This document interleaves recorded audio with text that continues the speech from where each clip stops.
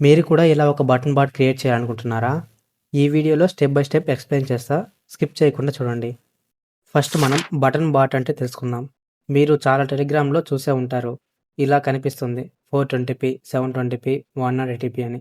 దాన్ని క్లిక్ చేస్తే ఛానల్ లేక వేరే ఫైల్స్ వస్తాయి. ఇలా మనం కూడా సింపుల్‌గా క్రియేట్ చేయొచ్చు.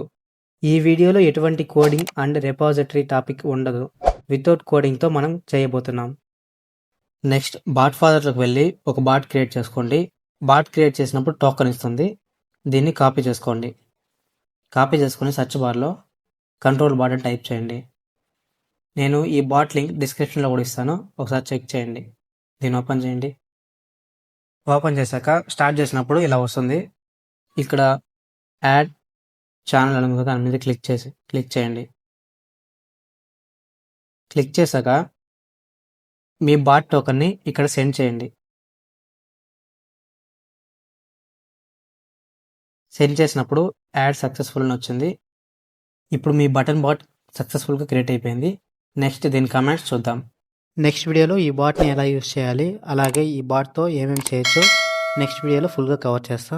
మీకు ఈ వీడియో యూస్ఫుల్ అనిపిస్తే లైక్ చేయండి. అలాగే టీడీ బాట్ దేవుడు సబ్స్క్రైబ్ చేసుకోండి.